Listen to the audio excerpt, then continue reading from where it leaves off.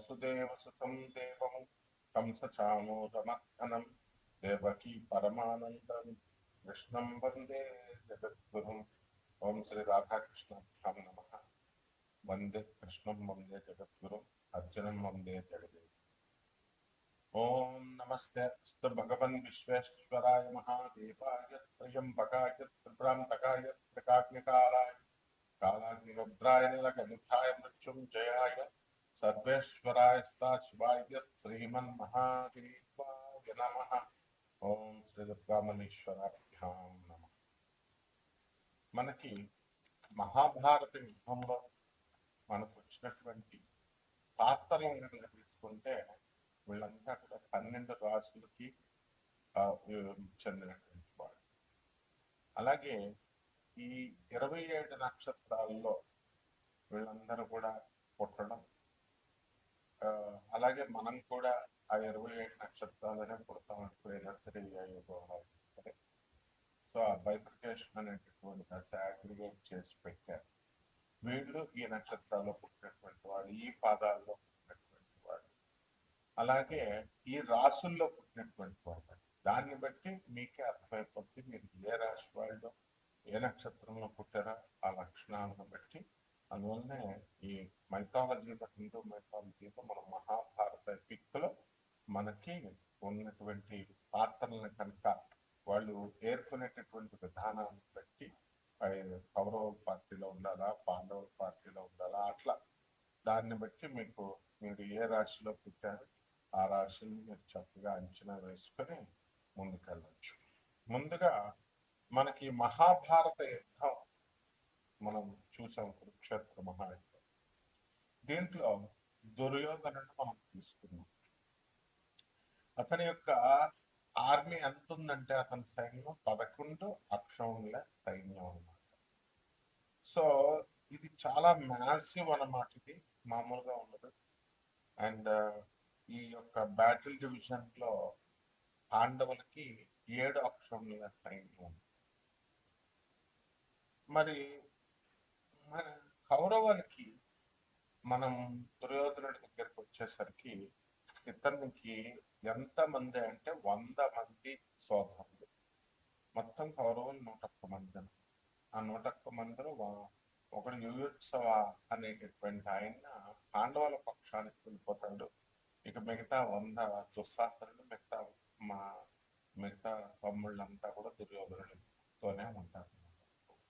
So ఈ విధంగా ఆయన భీష్మ పితామహుడు ముఖ్యంగా మనం తీసుకున్నప్పుడు ఈయన గ్రాండ్ ఫాదర్ వాళ్ళకి మరి ఆయన ఏం చేశాడంటే లాయల్టీ అవనండి, ప్రేమ అవనండి, ఆ యొక్క హస్తినాపురం మీద ఉన్నటువంటి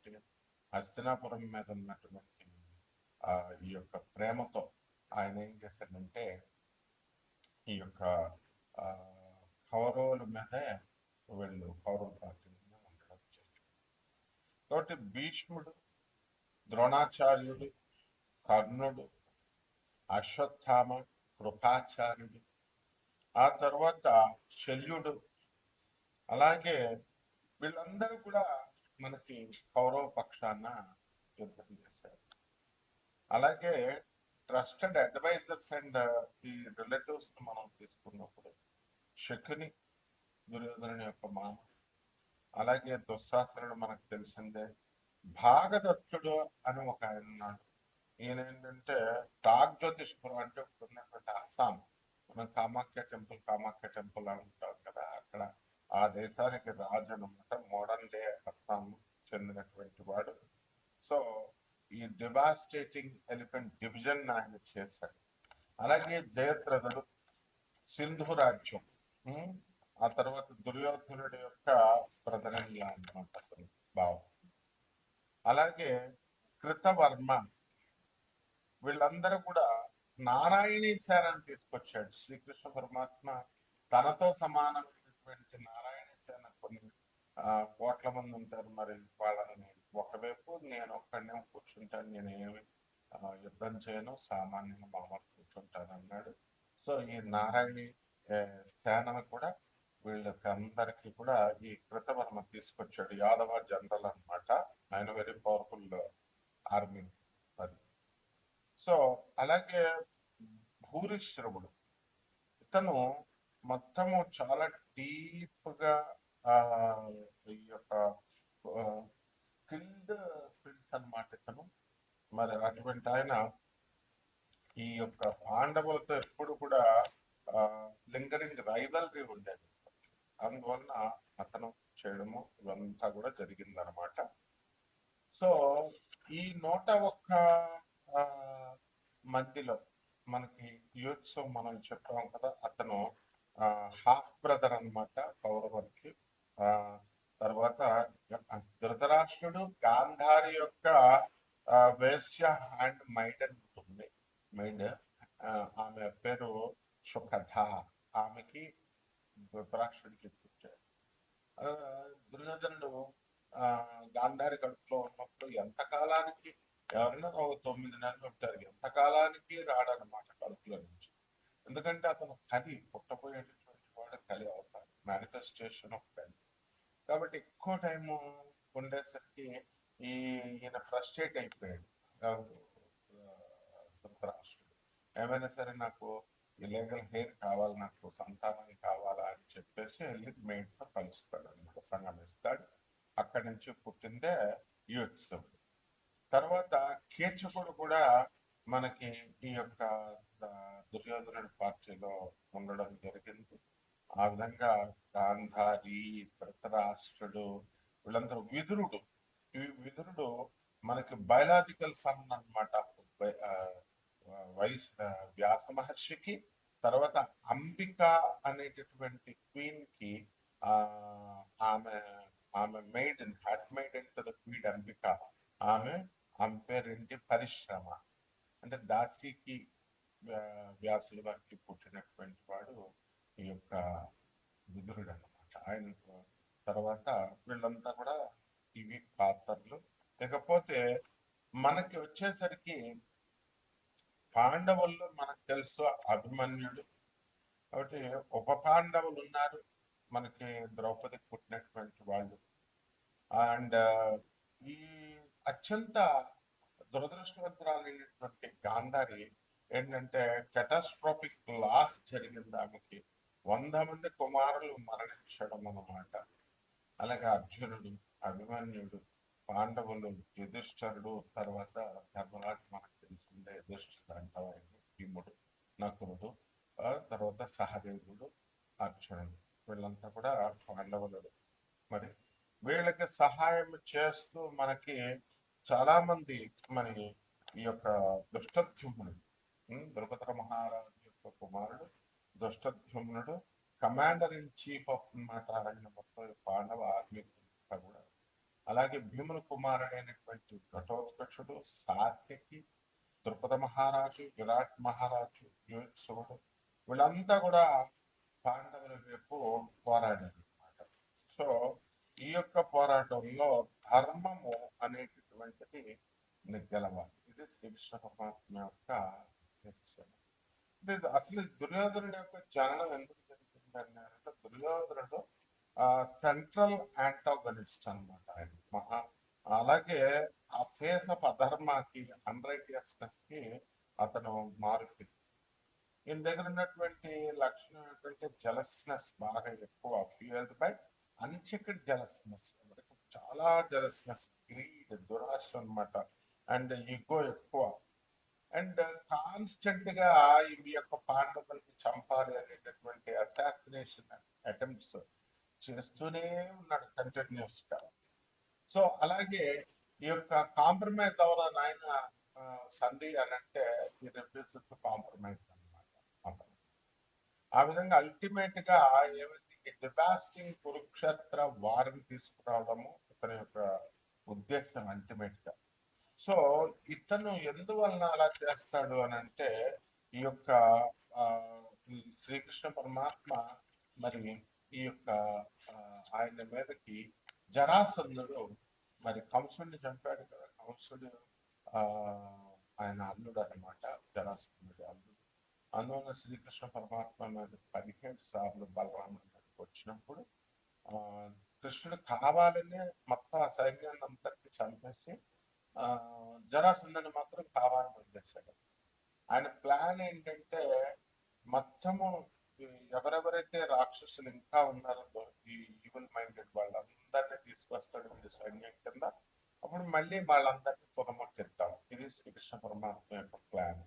అందువల్ల మా మధుర మీదకి 17 సార్లు వచ్చినప్పటికీ కూడా జరాసంధుడిని 5 నిమిషాల్లో చంపవచ్చు ఆయన, కానీ చంపకుండా వదిలేసేటంలో శ్రీకృష్ణ పరమాత్మ యొక్క లక్షణం, ఆ ఉద్దేశం. ఆ తర్వాత అతనికి తెలుసు కృష్ణుడికి ఈ యొక్క భీముడి చేతులనే జరాసంధుడి యొక్క మరణం ఉంది. కాబట్టి ఈ విధంగా మనకి ఈ యొక్క యుద్ధాలు అనేటటువంటివి జరిగింది. అలాగే మనకి దుర్యోధనుడిని మనం ఎలా చూస్తాము అంటే అతను ఎర్త్లీ ఇంటర్నేషన్ ఆఫ్ కలి అన్నమాట. భూమి మీద పుట్టినటువంటి వాడు ఏంటి కలి పురుషుడు. కాబట్టి ఈ పర్సానిఫికేషన్ ఆఫ్ ది కలియుగ, కలియుగానికి మారిపోయిన అతను మారు రూపం. అంటే ఇక్కడ ఏంటంటే age of darkness and wise ఉంటుంది, అండ్ ఇక్కడ అజ్ఞానము ఎక్కువగా ఉంటుంది అనమాట. కలియుగంలో ఎవరు చెప్పిన మాట వినరు, ఎవరి మాట ఎవరు వినరు. సో రాదర్ దాన్ ట్రెడిషనల్ గా జీటీ కింద పుట్టకుండా ఆయన ఏం చేశాడు, he was Born from a portion of dark నుంచి పుట్టి, డార్క్ ఎంటిటీ నుంచి పుట్టి ఈ యొక్క డిస్ట్రక్షన్ చేయాలి. ఓల్డ్ ఆర్డర్ ని, పాత తరాన్ని అంతటిని కూడా డిస్ట్రక్షన్ చేసి ఎర్త్ ని క్లీన్ చేయాలి. క్లీన్ చేసేసి ఈ కురుక్షేత్ర వార్ ద్వారా క్లీన్ చేసి ముందుకి మళ్ళీ కలియుగానికి తీసుకెళ్లి మళ్ళీ కృతయుగానికి అలా నడపడం కోసం కలిపి ఉంటాడు. సో ఈ విధంగా మనకి ఇన్ని పాత్రలు, మన యొక్క రాష్ట్రాలు అంతా కూడా 12 రాష్ట్రాలు ఉన్నాయి. ఈ 12 రాష్ట్రాల్లో వాళ్ళ యొక్క క్వాలిటీస్ మనం చూసుకున్నప్పుడు ఎవరికి ఏ పాత్రకి ఇష్టం. కొంతమంది కర్ణుడి ఇష్టం, కర్ణుడు యుద్ధం చేశాడు, ద్రోణాచార్యుడు, భీష్ముడు అంతా చేశారు కదా. మరి కర్ణుడి మీద చాలా సింపతి ఉంటుంది. సో కర్ణుడు చనిపోయినప్పుడు చాలా మంది దేవుడు ఏడ్చినటువంటి వాళ్ళు చాలా మంది ఉన్నారు. ఎవరెవరంటే సూర్య భగవానుడి కుమారుడు, బయలాజికల్ ఫాదర్ కర్ణుడికి, ఆయన ఏడుస్తాడు. తర్వాత శ్రీకృష్ణ పరమాత్మ కూడా ఏడుస్తాడు అనమాట. అంటే అతని లాయల్టీకి, కరేజ్ కి, బ్రావరీకి మళ్ళీ అటువంటి వాడు దొరకడు తను కర్ణుడు అనేటటువంటి ఉద్దేశంతో. అలాగే సాల్వ పర్వంలో, శల్యపర్వంలో ఏమని చెప్పబడిందంటే శ్రీకృష్ణ పరమాత్మను అర్జున్ వారు ఇద్దరు కలిసి పార్టీ చేసుకుంటారు, సెలబ్రేట్ చేసుకుంటారు కర్ణుడు చనిపోయినప్పుడు. ఈ విధంగా కాంట్రవర్సల్ గా కన్వర్స్ గా చెప్తారు.